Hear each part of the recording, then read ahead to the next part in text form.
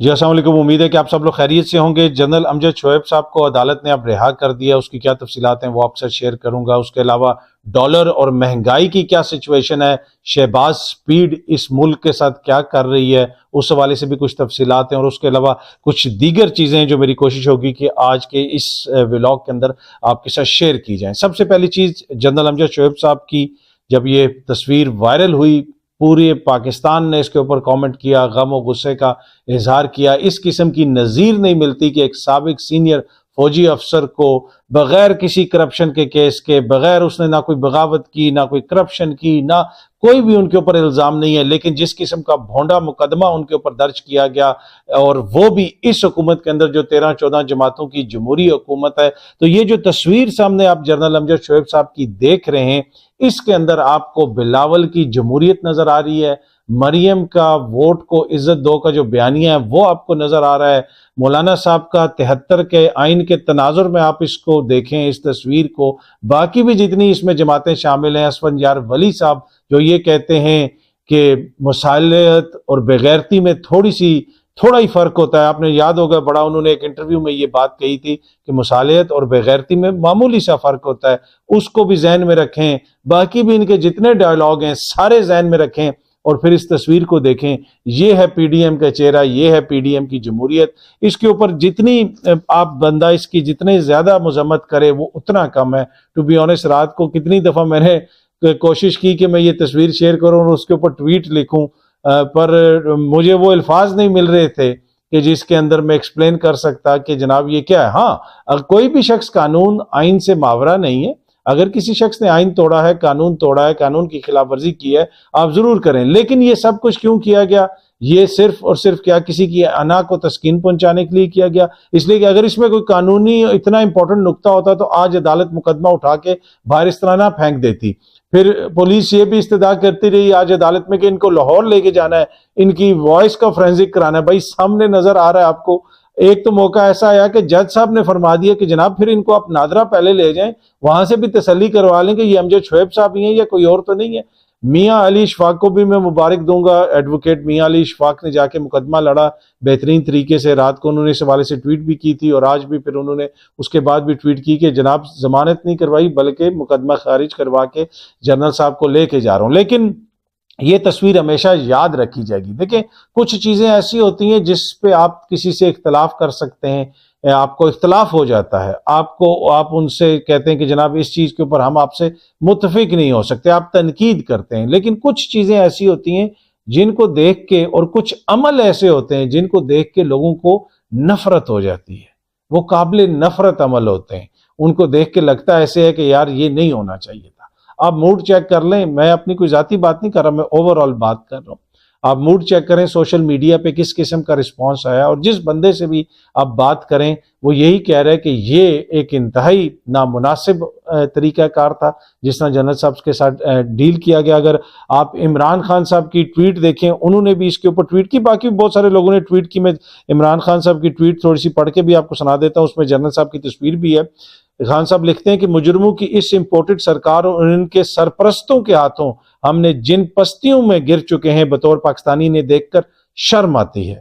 اقتدار سے چمٹے رہنے کی مایوس کن خواہش کی تکمیل، اختلاف رائے کا گلا گھونٹنے کے لیے انہوں نے ایک معزز محب وطن پاکستانی پر بغاوت کا الزام تھوپ کر اسے زندہ میں ڈال دیا، زندہ یعنی جیل میں ڈال دیا، اس سیل کے اندر ڈال دیا۔ سیل کے اندر ایک کیمرہ لگا ہے، پیچھے جس سائڈ پہ ٹوائلٹ ہے، اور جو کچھ بھی ہے وہ سب کچھ اس کے اوپر بڑی بحث ہوتی رہی ہے۔ اب عمران خان کو گرفتار کرنے کی خواہش کیوں ہے؟ اس کی بھی اسی طرح کی ایک تصویر یہ شیئر کرنا چاہتے ہیں، کیونکہ اپنے انتقام کی جو بھڑاس ہے کسی کی، آئی ڈونٹ نو کس کی ہے، وہ پوری ہوگی کیا اس طرح کی تصویریں شیئر کر کے وہ پوری ہوگی؟ پر اینی وے اس کی جتنی مذمت کی جائے وہ کم ہے، اور یہ قطعاً جو ہے کوئی قابل قبول جو ہے یہ طریقہ کار نہیں تھا جس طریقے سے ان کو ڈیل کیا گیا۔ دوسری طرف شہباز سپیڈ کی میں آپ کو سناؤں کہانی، تو ڈالر جناب ایک دن کے اندر 18 روپے میں اس میں اضافہ ہوا، اور ڈالر انٹرا بینک میں اس وقت 285 روپے کا ہو چکا ہے جس وقت میں یہ ویڈیو بنا رہا ہوں، اس لیے کہ صبح پہلے خبر آئی کہ 8 روپے اضافہ ہوا ہے، تو جب میں ویڈیو بنانے کے لیے اٹھا تو پتا چلا کہ جناب وہ تو 18 روپے ہو گیا، پھر مجھے پتا چلا کہ جناب اس میں اتنی یہ ہو گیا وہ ہو گیا، اور یہ ساری چیزیں جو ہیں جب میں نے پھر ریئلائز کیا کہ یہ تو شہباز سپیڈ ہے، شہباز سپیڈ ایسے مشہور نہیں ہے. سو انٹرا بینک میں ڈالر 285 روپے کا ہو گیا اور مہنگائی 48 سال کی بلند ترین سطح پہ پہنچ گئی ہے. یہ ہے شہباز سپیڈ.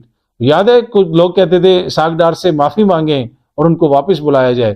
میرے خیال میں اب بھی ساری قوم کو ڈار صاحب سے معافی مانگنی چاہیے. یہ ڈالر اسپیشلسٹ ہیں ڈار صاحب، اور وہ جو ڈالر کے ساتھ کر رہے ہیں وہ بھی آپ کے سامنے ہے. دوسری امجد شعیب صاحب کی جو تصویر ہے اسی کے حوالے سے ایک اور چیز بھی میرے ذہن میں ابھی آئی ہے کہ آپ کو یاد ہوگا کہ حسین نواز صاحب کی ایک تصویر آئی تھی جے آئی ٹی میں. وہ سے پہلے وہ بیٹھے ہوئے تھے باہر ایک کمرے میں ایک کرسی کے اوپر، اور اس کے اوپر انسانی حقوق کے علمبرداروں نے، جمہوریت کے چیمپئنز نے اتنا واویلا کیا تھا کہ جناب یہ کس قسم کی تصویر آ گئی اور یہ بڑا ظلم ہے، انسانی حقوق کی خلاف ورزی ہے. کیا اس کے اوپر بھی اسی قسم کا رد عمل آئے گا ان دوستوں کی جانب سے؟ میرا نہیں خیال. اچھا، یہ شہباز سپیڈ اور ڈالرز کے ماہر ڈار صاحب نے جو ڈالر کا آپریشن کیا ہے وہ آپ کے سامنے ہے. 48 سال کی بلند ترین سطح کے اوپر مہنگائی پہنچ چکی ہے. ڈالر کا ایک دن میں اس میں اتنا زیادہ اضافہ. لیکن یہ سب کچھ ہو رہا کیوں ہے؟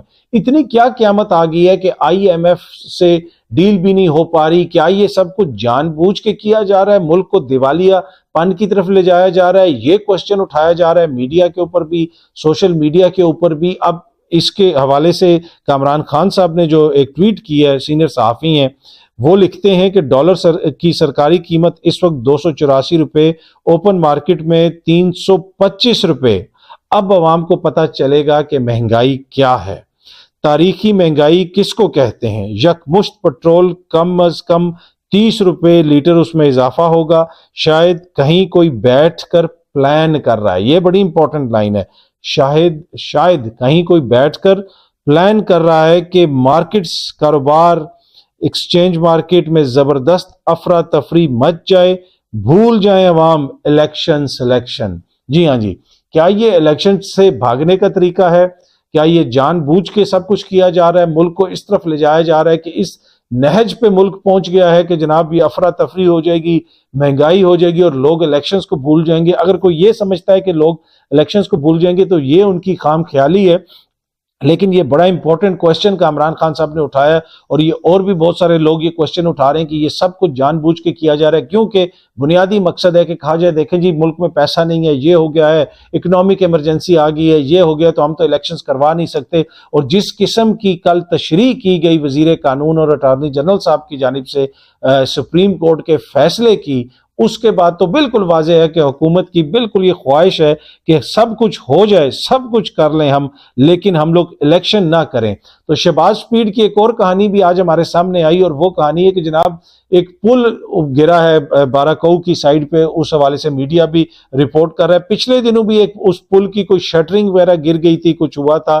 اسلام آباد باراکو جو بائی پاس ہے اس کے زیر تعمیل پل کا کوئی حصہ گر گیا. اس حوالے سے بھی یہ خبریں تھی کہ حکومت کی خواہش ہے کہ اس کو جلدی جلدی مکمل کیا جائے شہباز سپیڈ سے، اور الیکشن سے پہلے اس کا افتتاح کیا جائے.